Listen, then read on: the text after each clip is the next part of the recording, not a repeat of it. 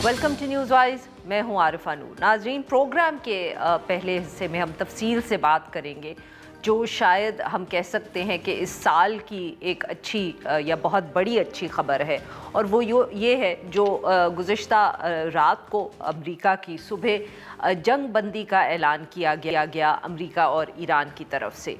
जैसे कि सभी देख रहे थे, शायद दुनिया में हर कोई ही तवज्जो दे रहा था, ये एक जंग, एक ऐसे ख़ित्ते में जंग हो रही थी कि वो शायद सारी दुनिया को ही अपनी लपेट में ले सकती थी। पाकिस्तान का बहुत अहम रोल रहा पहले दिन से, क्योंकि बार बार ये इतलात आ रही थी, हमें बताया जा रहा था कि पाकिस्तान जो है, क्योंकि उसके बहुत अच्छे ताल्लुकात अमेरिका और ईरान दोनों से हैं, तो वो कोशिश कर रहा था सालसी करने की, और ये कोशिशें जो हैं गुज़िश्ता रोज़ कामयाब हुई, बावजूद इसके कि सदर डोनाल्ड ट्रंप की तरफ से बार बार हमें ये कहा जा रहा था, या वो अल्टीमेटम्स दे रहे थे और कह रहे थे कि अगर फ़ैसले नहीं हुए, जंगबंदी ना हुई, कोई बातचीत ना हुई, तो कुछ बहुत बड़े हमले होंगे अमेरिका पर। और ईरान की तरफ से बार बार कुछ इस तरह के पैगामात आ रहे थे कि वो किसी से बातचीत कर ही नहीं रहे, मगर खुशखबरी आई, पता यही चला कि जंगबंदी हो गई है। इस जंगबंदी में ऑब्वियसली वज़ीर आज़म शहबाज शरीफ साहब, फ़ील्ड मार्शल आसिम मुनीर साहब जो थे वो बहुत मुतहरिक रहे। इसके साथ साथ और भी मुल्क जो थे वो मुलव्वस थे। ये कहना यहाँ ज़रूरी है कि अब ये भी बताया जा रहा है, सदर डोनाल्ड ट्रंप ने भी इसका जिक्र किया, न्यूयॉर्क टाइम्स में भी स्टोरी आई कि चीन ने भी एक किरदार अदा किया ईरानी हुक्काम को कायल करने में, और इसके नतीजे में ये जंगबंदी हुई है। 2 हफ्ते की ये जंगबंदी है। इसका पहला इशारा ख़ुद शहबाज शरीफ साहब की ट्वीट से आया, जो एक्स पे उन्होंने पोस्ट डाली, जब उन्होंने ये इल्तिजा की या रिक्वेस्ट की सदर डोनाल्ड ट्रंप से कि वो 2 हफ्ते और इंतज़ार कर ले, जंगबंदी जो है कर ले, जिसके ऊपर फिर उनका जवाब आया और ये बात कंफर्म हो गई। ऑब्वियसली अब इस पे तज्जिया भी आ रहा है, मुल्कों के पैगामात भी आ रहे हैं। सदर डोनाल्ड ट्रंप ने इसको एक बहुत बड़ी अपने लिए जीत का ऐलान किया है। उनकी और भी जो कैबिनेट मेंबर्स हैं वो ऐसी गुफ्तगू कर रहे हैं।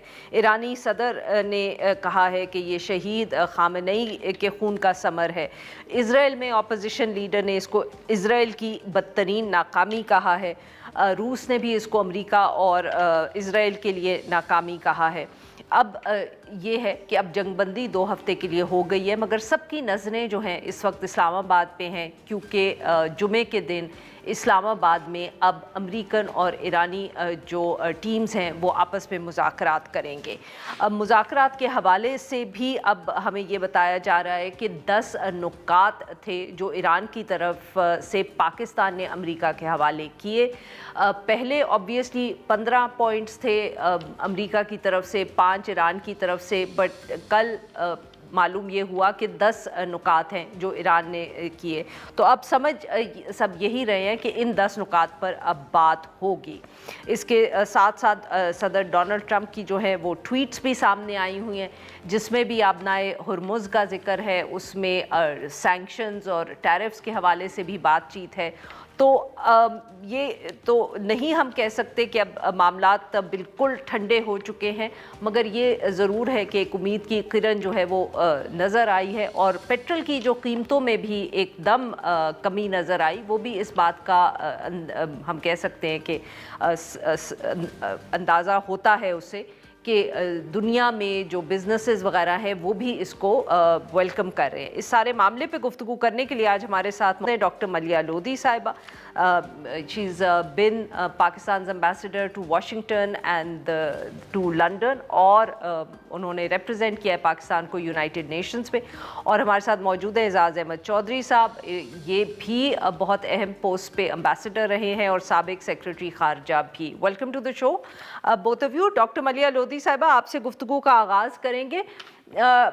अगर हम ये कहें डॉक्टर साहिबा कि इस वक्त बहुत एक खुशी का भी मौका है, मगर दूसरी तरफ एहतियात करने की भी ज़रूरत है, तो if you can just sum up quickly कि कौन सी ऐसी चीज़ें हैं जिनकी वजह से हमें ज़रा एहतियात करने की ज़रूरत है दुनिया को, नॉट जस्ट पाकिस्तान। देखिए, पहले तो मैं ये कहूँगी कि ये बहुत ही अहम सफारती कामयाबी है पाकिस्तान की कि पाकिस्तान ने इस किस्म का रोल अदा किया जिससे कि उसने ये इस्टेब्लिश किया है कि वो ग्लोबल जियोपॉलिटिक्स को भी शेप कर सकता है। तो मैं समझती हूँ कि इस पे हर पाकिस्तानी को फ़ख्र होना चाहिए। जहाँ तक एहतियात की बात है, ज़ाहिर है आरफा चैलेंजेस तो बहुत सारे हैं आगे, इसलिए कि ये तो एक आर्जी सीज़ फायर है। अहम है, of course the fighting has stopped, लेकिन चैलेंजेस अहेड जो हैं वो फॉर्मिडेबल हैं। इसलिए कि अभी दोनों ममालिक यानी कि ईरान एंड अमेरिका की जो पोजीशंस हैं वो बहुत ही फार अपार्ट हैं। तो अब उन दोनों को कॉमन ग्राउंड ढूंढना और फिर ये भी इंश्योर करना इन 15 दिनों में कि एक पीस, एक सीज फायर जो इतना फ्रैजाइल है, जिसको वाइस प्रेसिडेंट वैंस ने भी कहा है कि ये फ्रैजाइल सीज फायर है, तो इसको भी बरकरार रखना। और फिर फाइनली, सिंस आपने कहा मुख्तसरन मैं बात करूं, द रोल ऑफ इसराइल। देखिए, Israel can play the role of a spoiler, वो सैबोटाज कर सकता है इस पीस प्रोसेस को। ऑलरेडी हमारे तो प्राइम मिनिस्टर ने कहा था कि Israel's attacks on Lebanon have to stop because that's part of what has been agreed with Iran. लेकिन Israel has continued to attack Lebanon. So that shows the challenges ahead and shows कि जो असल इम्तिहान आना है इस agreement का वो अगले चंद दिनों में आएगा। एजाज साहब, यही डॉक्टर मलिया लोधी साहिबा की जो बात उन्होंने इज़राइल के हवाले से की कि वो स्पॉइलर है, इस वक्त साउथ लेबनान में जो है उसके हमले जारी हैं। सर, आपको लगता है कि कहीं ना कहीं ये भी इम्कान है कि अमेरिका और ईरान की आपस में शायद बातचीत हो जाए, जो अमेरिका के इस वक्त हमले हैं ईरान पर वो रुक जाएं, मगर इज़राइल की जो इस वक्त एक हम कह सकते हैं मिलिट्री कैंपेन, मिलिट्री अटैक सारे गल्फ में, मिडल ईस्ट में, वो जारी रहेंगे? जी बहुत शुक्रिया। मैं भी यहीं से आगाज़ करूँगा कि पाकिस्तान के लिए, इस खित्ते के लिए, दुनिया के लिए एक अच्छी खबर आई है कि कम अज़ कम जंग का जो भड़कना था, जिसको नज़र आ रहा था कि ईस्टर पे जो उन्होंने धमकी लगाई थी डोनाल्ड ट्रम्प साहब ने, उसका ख़तरा टल गया है। और मैं ये बिल्कुल इससे भी इत्तेफाक करूँगा कि चैलेंजेस तो अभी आने हैं, क्योंकि जिस एजेंडा पे बात होनी है दोनों मुल्कों में वो ख़ासा मुश्किल है। ईरान के जो 10 नुकात हैं उसमें तो वो ये तक कहते हैं कि जी अमेरिका के अड्डे निकाल लिए जाएं, सैंक्शंस उठा ली जाएं, स्ट्रेट ऑफ हॉर्मुज़ खोल ली जाए, ये सारी जो बातें हैं, यानी स्ट्रेट ऑफ हॉर्मुज़ पे वो सॉरी अपनी सॉवरेनिटी की बात कर रहे हैं ईरानियंस, जबकि अमेरिकन एक्सपेक्ट करते हैं कि मुकम्मल। तो ये सारी बातों पे काफ़ी अभी यानी मुश्किल मरहले होंगे।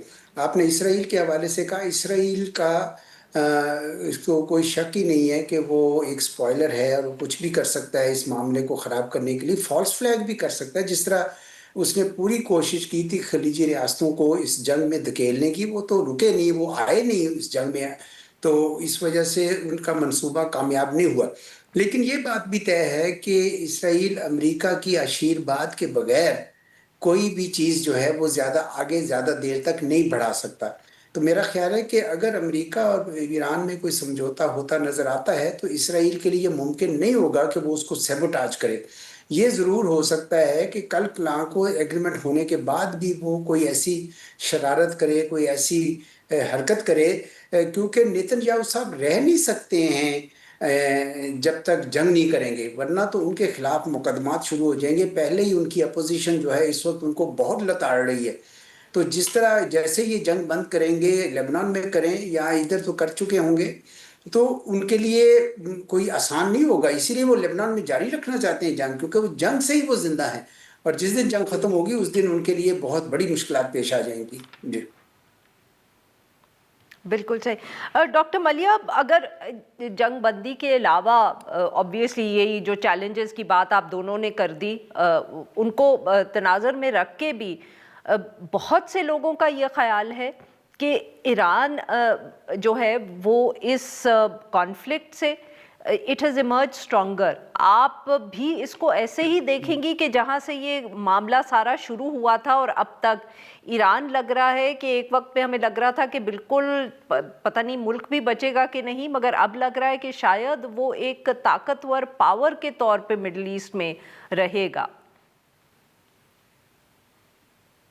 جی عارفہ میرا خیال ہے یہ درست ہے یہ اسیسمنٹ.